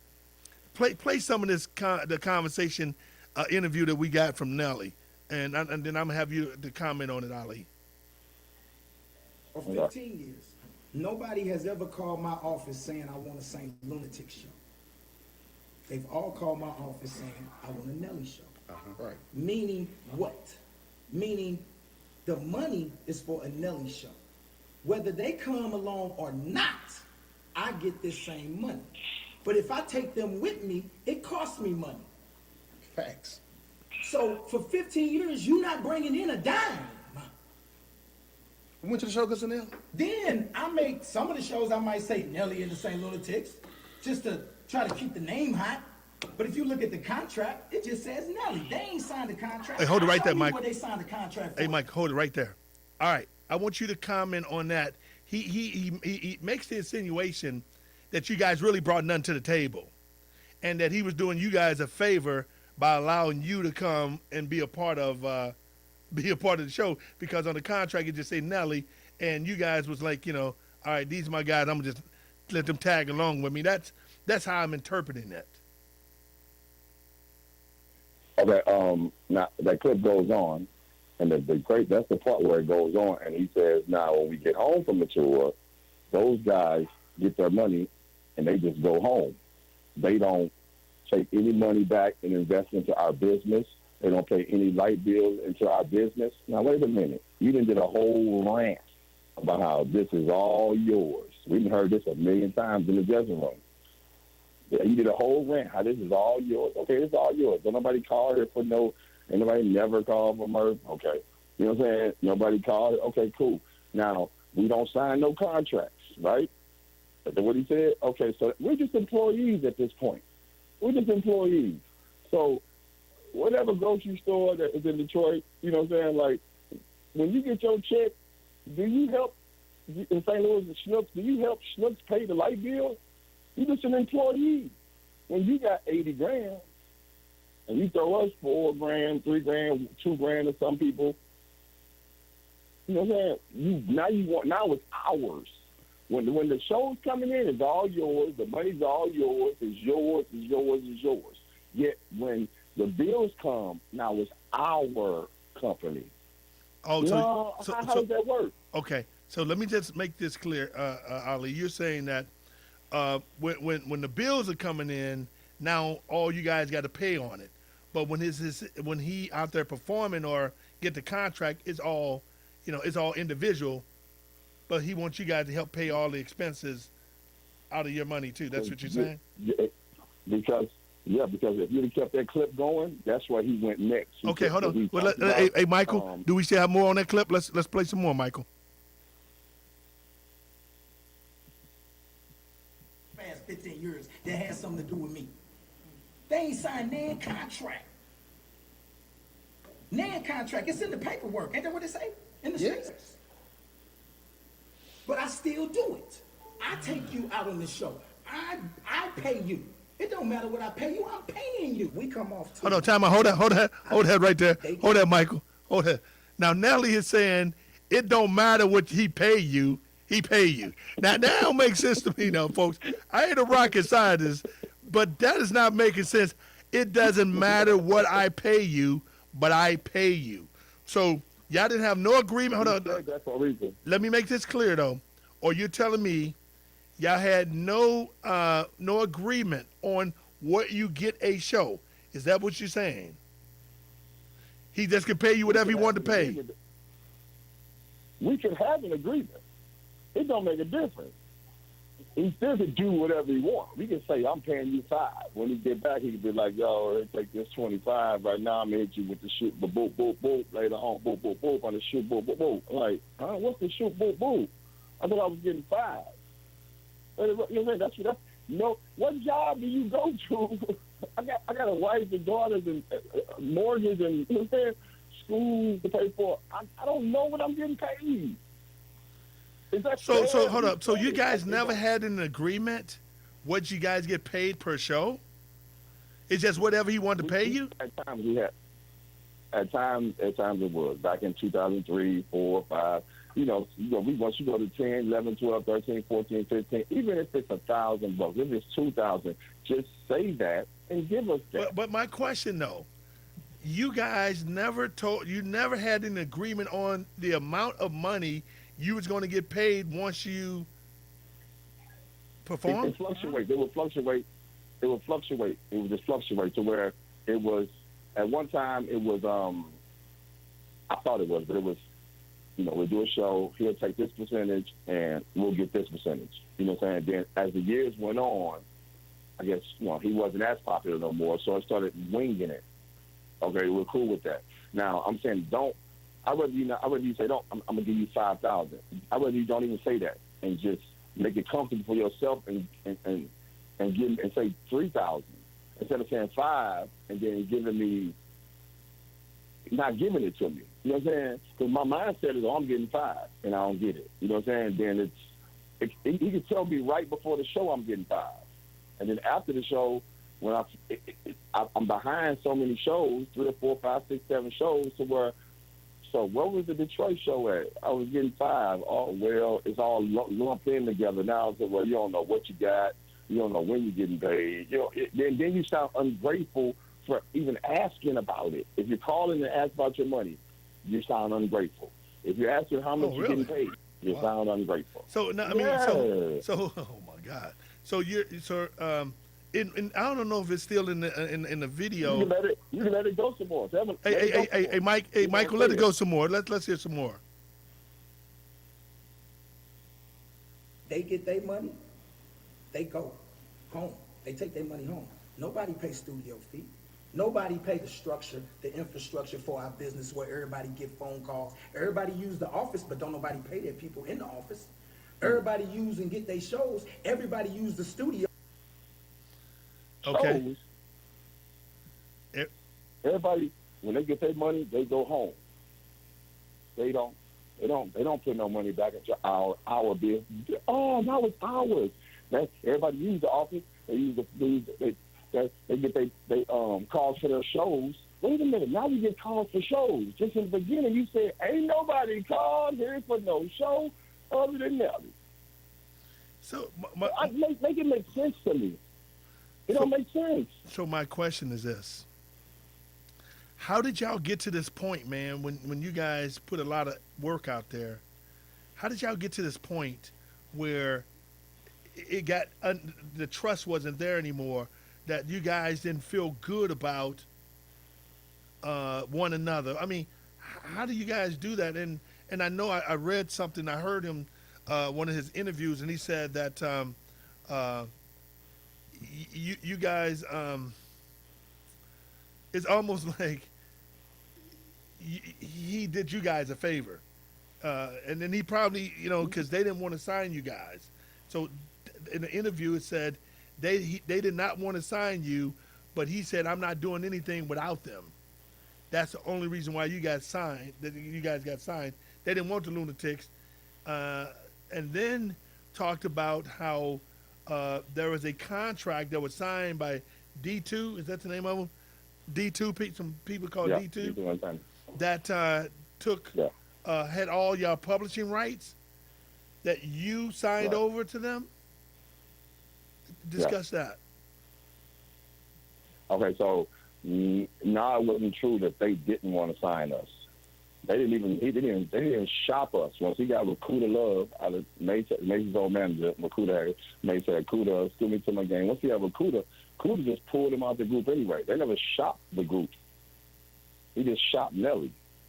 So now it wasn't that. So when Universal got a load of us and they seen us, they were instantly like, oh my goodness, this whole culture, how y'all moving and dancing, it was, you know what I'm saying? Like, it wasn't that he just presented like, oh, no, they didn't want to sign y'all. I think y'all, like, come on, bro, you doing extra. That's just not how that went. Now, with the D2 contracts, it was, we were all young. That presented like, okay, Ali got us to sign this. I'm 48, Nelly 46. That made it seem like I'm 48, Nelly 40. You know what I'm saying? Like I was 24 and he was 16. No, we needed Demetrious football, right? You know, you need to feel you need to practice every day. Right. You need to practice every day. I'm telling them, yo, we don't have name a person that has signed a contract and in the beginning it's not a school. These people are taking a chance with you. If we do what we got to do and we get hot, I promise you, we'll get bought out of that. I promise you. And what happened? We got hot. Universal came. BMG bought them out of there. Boom. We need a place to practice, bro. We can't go to the studio. We paying studio time. We going twice a month, 3 times. We ain't going to get no better. We signed a contract that was terrible. We all signed it. And then when it came to the time, he got a publishing deal with BMG. They gave D2 $75,000 and the rights to put out the music that we made over there to put it out. D2 just dipped out after that. That was cool. So the Lunatic album, we got us the publishing deal. D2 didn't get no part of our publishing. You know what I'm saying? The only thing we didn't get publishing on was on Country Grammar because Nelly had the clause in his with BMG that he must write everything, 100% of it. Mm-hmm. So when I wrote St. Louis, when I wrote verses on EI, when the first verse, half the first verse of Country Grammar was Kiwan, the other part when it says Hannibal Lecter, so for me when I bring it, sing a loud word off from the loop, and I'm proud. Oh, that's me. So I wrote that song. The song with him and Lil Wayne, I wrote the whole song on his parts. The song before that, Throw Them Rappers, I wrote the whole song. Come on, I gave you so many things to go with this album. I gave you all that publishing. So you got it, you took it, we ain't complaining. But D2, the situation with D2, once you gave them the $75,000, you should take credit for that because you actually cleared us all. But you don't really know that because he still thinks that the next album, they took some of our publishing. The next album, which was the Lunatic album, the whole group, they didn't take any of our publishing because they had already, what? We got $75,000. They went and like bought the Loft downtown, right? Mm-hmm. The Twins, they bought the Loft. They had the little CD they got to put out. If you look online, you'll see the CD that says Nelly, real big and light up letters, and the single at the bottom, real small. Nelly was the hottest thing in the country. They put that out. I'm sure they made some money off that, and that was it. He doesn't know the whole situation. But my question: how did y'all go sideways? I remember when I had you on the tour with Anheuser-Busch, the One Night Stand tour. Mm-hmm. When I had you guys was close because we had some disagreements on the road. I had disagreements on the road with the show. However, you guys, what happened to make all you young guys, man, who was doing so well together, what made y'all go sideways? That's what I'm trying to find out. I mean, what happened? It just trickled down to where the manager T Love, he's our original manager, he was gone. Courtney B was gone. Keith, the road manager, he was gone. Then he got into it with Murphy and Kiwan. They were gone. Then it was just me and him on the road from 13, 14, 15, 16, 17, 18, 19. It was just me and him on the road. You know what I'm saying? And I'm like, the whole time I'm saying like, yo, let's bring the group back. I'm getting old. I'm like, yo, bring Murph back. You know what I'm saying? I'm doing my beard grow out. It's great. He's like, yo, let's cut the gray off, bro. We trying to stay young. I get what he's saying. I respect that. But I'm like, I want to grow up. You know what I'm saying? I want to go and get a 9 to 5, work at one of these labels or something like that.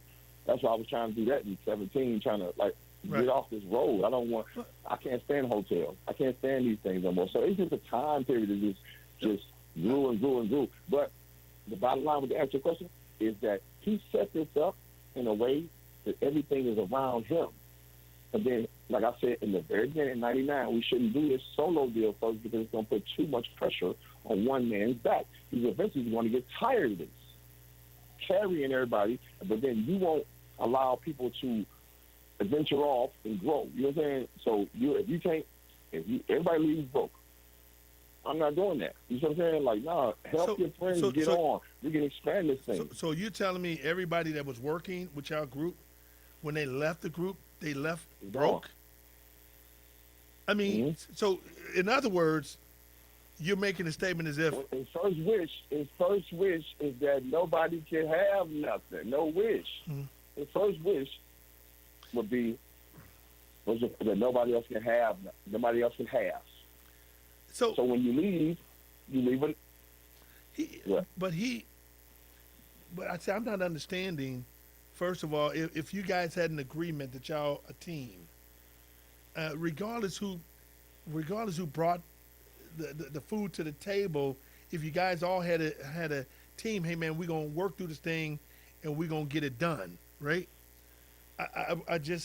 It's kind of sad to see that one of the young hot groups out of St. Louis became so popular, so right. tough. And then and one of the things, they mentioned that Nelly is being described as Eddie Haskell. I mean, right. now, what was that all about? Like or we saying that he's not transparent or he's not who he is? So I don't know. And let me make this clear, folks. I don't know Nelly personally like that, so I don't have no dog in this fight. So I'm just trying to get it to understand what makes sense, because you guys at one time was so close. You guys did everything together. Yeah. You know, and I appreciate how close you guys were. And I used to like, man, it's good to see these young guys this close, but now, you know, it's gone somewhere else. And I'm still trying to figure out,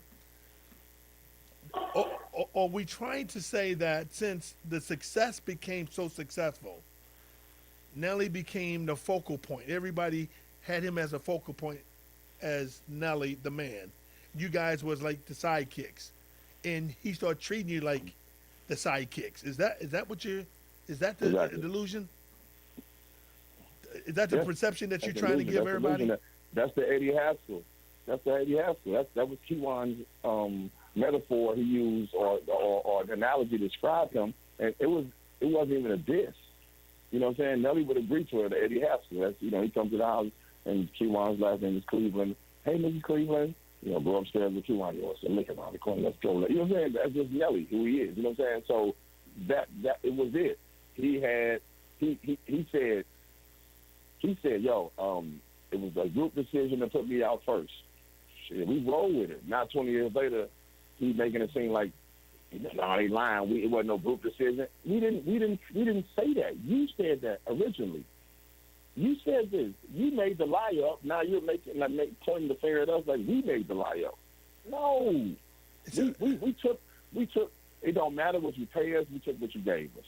So, but this is what I'm not understanding. And I know y'all was young when y'all first got started in doing your thing. But what I don't understand is how nobody ever took the time to think about, hey, man, this is what you're going to get paid per show. This is what we're going to get paid per show. So everybody knew, that's the trust you were talking about? Y'all trusted Nelly that much that you said, okay, he will take care of me? Is that what it is? He's going to be fair to us because we did this thing together? Is that what you're saying? It's dirty and cheap. We all we got. Right. That's how it was presented. We all we got. We rolling together. If he gave you, if he said he's gonna give you 5, and he only gave you 3, that's all he could afford. Okay, let's roll. Let's keep rolling. Keep the train going. Let's not be ungrateful. You know what I'm saying? We're gonna keep rolling. Yeah, it's not even for us. It's not about the money.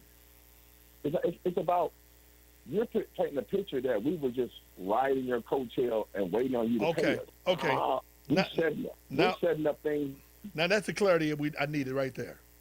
Now now what you're saying is what I've been trying to get all this time. The perception that has been set on you and the other guys, I'm assuming. I don't know if the other guys feel the same way or not. I can't speak on their part. But the perception you're saying, what I'm getting now, and you tell me if I'm right, you're saying, hey, he made us seem like we were just hanger-ons, just hanger-ons. We didn't have no significance in this situation. That's what you're saying. He was the man. Y'all guys were just there, just to be there. He felt sorry for you guys. That's why he had you guys there. That's what you're saying? That's the perception you bring in? And, yes, and we had no drive, anything else. We did. We wanted to fish for ourselves. You wouldn't allow it. You would only grab fish out of the pond and hand it to us.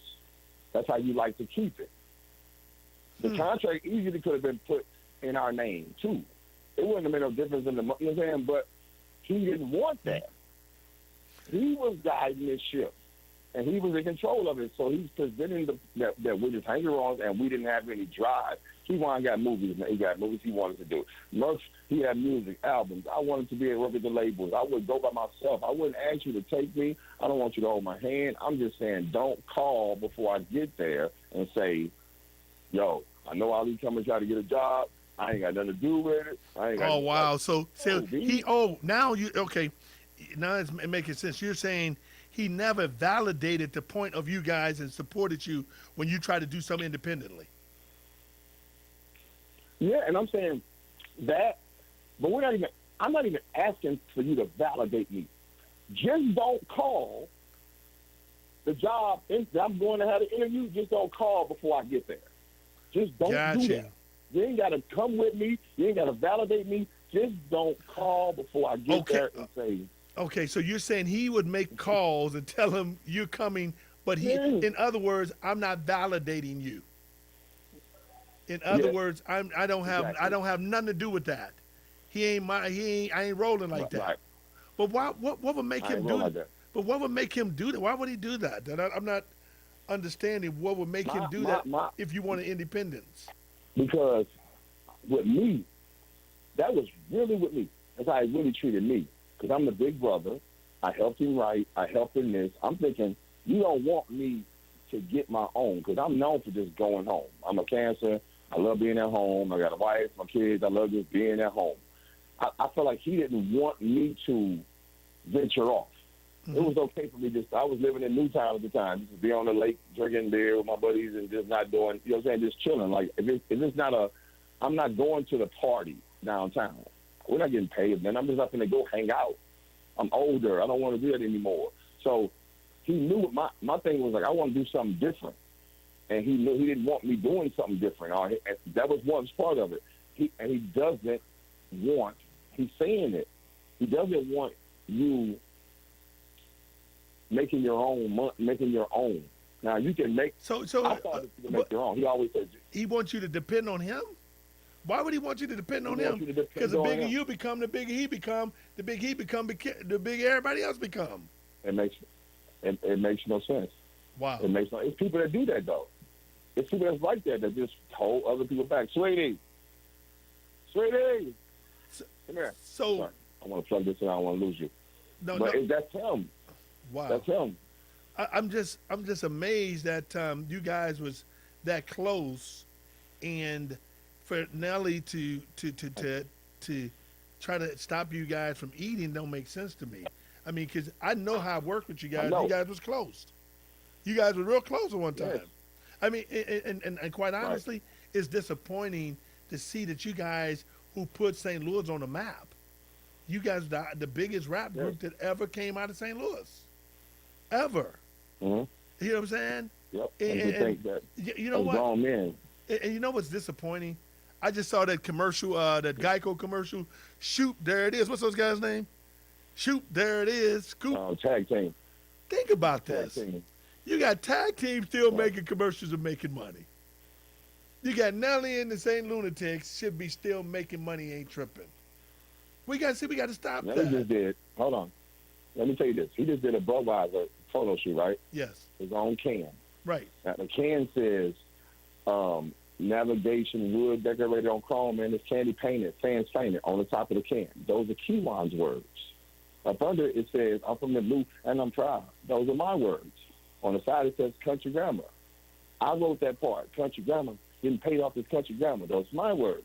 At the bottom it says, I wrote the song, I wrote the hook and everything. You can find me in St. Louis. So it says, you can find me in St. Louis at the bottom. At the very bottom it says, St. Louis, where we from, and you ain't never seen a weak one. That's Kiwan's verse from the Lunatic album. So nothing on the can is yours. But you got that photo shoot.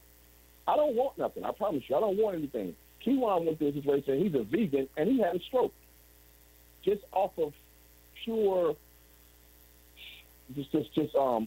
stress. Wow. Just pure stress. He had a stroke. So you took a can that nothing is on there is your words except for your face in the middle, and you got say $200,000 to do that. You didn't give Kiwan $5,000 just to throw it to him. Here you go, bro. Here goes $10,000 just to put it in. You didn't do that, bro. You can't say them ain't your. You can't say those are not your words. Those are not your words. I don't know. You can look go on YouTube and see. It says complex, either the complex interview or YouTube, country grammar. Ali wrote this part. It tells you I wrote this first verse. These are our words. But I'm amazed how close you guys were at one time. And I mean, it's like You're amazed. But you know what they say? They do say money do change people. Now I hear that all the time. Money changed folks. Fame and glory changed folks. I'm not taking a side in any of this conversation. I just don't know the dynamics because I've been hearing stuff, and I have respect for any young black guys like yourselves who's worked hard to get to a certain point to be successful, man, and not only uplift you, but uplift that community. You guys were the beacon light for us in this community, man. I'm just disappointed that it went this way. You know what I'm saying? I did the one night stand tour with you guys. I had you guys on the tour. You know what I'm saying? Most people didn't even know I used to do the concert from the Anheuser-Busch. I used to do a lot of the Anheuser-Busch concerts all over the country. You guys was with me. Yep. Lil Jon and East Side Boys, the Brat. You got. I'm just shocked that it's to this point, man. I am shocked. If you go back and just listen to what he just played, he said, no one has ever called, a quick summary, no one has ever called for a lunatic show. Sometimes I would put their name up just to keep the name popular. He said, sometimes I'll put their name up to keep it popular. Then he said, it don't matter what I pay y'all. Then he said, when the money comes in, they take their money and go home, and then they don't put back into our bit. Like, no, the whole thing was just mine, until we get to the end. When the money comes, when you didn't got 80,000, 100,000, or whatever you didn't got, and you didn't gave 1,000, 2,000. Now you didn't gave out almost 10,000 out of the 90, and you want us to turn around and pay the bills with you?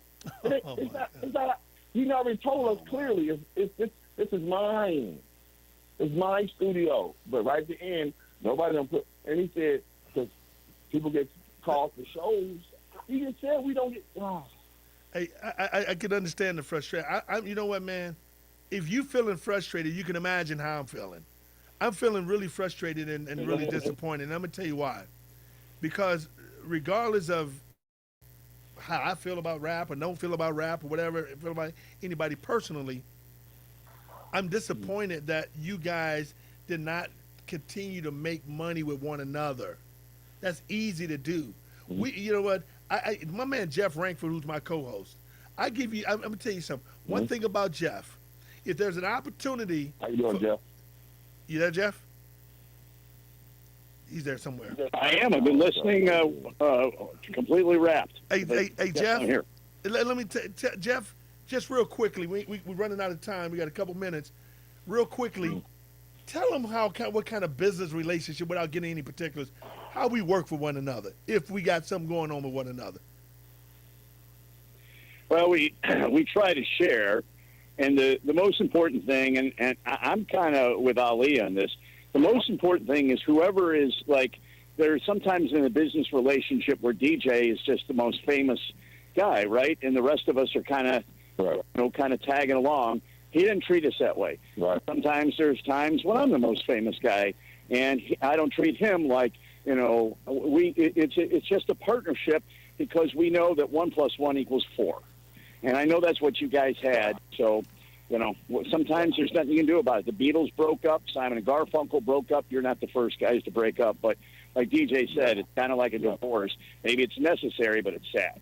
Yeah, and let me say this, man. Yeah. It is, because we about to run out of time. Overall, it's not. It's the principle of the matter, man. It sounds like he's not giving you your due credit. I mean, your due credit that you need. Act as if he would have been successful with or without y'all. That's what it sounds like, what you're telling me.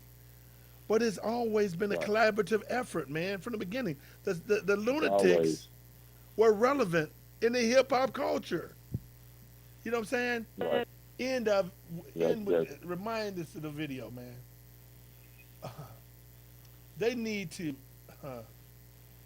understand what the past means, how it's important for what you did. I mean, Nelly, he blew up, but don't leave your guys behind who was working with you in the trenches.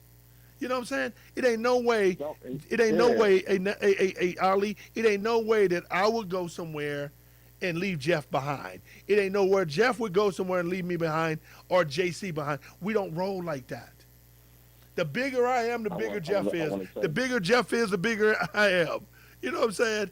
I'm just so freaking disappointed. I want to add this, Demetrious. Go ahead, man. I want to add this part right here. Let's remember, it's not even about leaving us. If he left us behind, it's because we wasn't running fast enough. I'm saying, we're running, don't trip us. I know that's right. I'm running with you. Yo, don't trip me. I'm trying to do something for us to add on, and you're blocking it. Wow. But then you complain later about no one is bringing anything to it. I'm trying to bring something to it, and you're blocking it. Well, that's my point. Let me end up saying... And that's when it hurts. Let me end up in saying this because we out of time. I want to say, first of all, Ali, I really appreciate you bringing time to tell the audience what's going on with you and Nelly and that whole debacle. Okay, I'm going to say this. And Jeff would say this too. Jeff and I are boys to the end. You feel me? I roll, Jeff roll. Yeah. He roll, I roll. JC roll, we roll. We don't do that. I hope that you guys, and I really mean this, I hope that something come about that you guys can finally get this thing right. Because you're a good guy. I don't know Nelly that well. He seemed to be a good guy. The other two gentlemen who's in the group too, Kiwan and Murphy, they like good guys. I just hope, man, and pray that we can bring some life back into this. You're a good dude, man. You've always been loyal to him, and I know that. I know you've been loyal to him, because I know how you were on the trip. I know that personally. I did the trip, Jeff. We got to get up out of here. And let me thank my man Michael back there. Hey, Kiwan, Murph, Kiwan, Nelly, man, get it right, man. Because you know what, man? Ali, you a good dude. Y'all need to get it right. You a good dude, man. Thanks for joining me, man. I appreciate it. People, you can take whatever side you want. I appreciate you, big man. Thank you so much for coming on. Thank you. Thanks for having me, Demetrious. All right, my man. Jeff, we got to get up out of here, man. Wow. Folks, thanks for listening to us tonight and watching us, man. This is very, very difficult. Michael back in the board. I know I ran over Mike for a minute or so. Thank you, Michael, for having the patience with us tonight. That's important because we got a group that was hot in St. Louis, all over the country, fighting. Unbelievable. The big fella. Michael, thank you, man. Thank you so much. Jeff, thank you, man. We'll see you guys tomorrow. Locking in. I'll take calls tomorrow. I couldn't take it today. We'll see you then. I'm out.